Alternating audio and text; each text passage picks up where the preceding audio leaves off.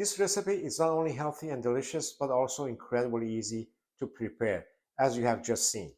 Pair it with quinoa or your favorite side dish for a complete meal. The combination of the toppings, fresh dill, and quinoa creates a wonderfully harmonious flavor that ties everything together beautifully. As always, I have listed the recipe ingredients in the description below, along with the links to some of the products I used. Check them out if you're interested. I look forward to seeing you in the next video. Until then, stay healthy and take care.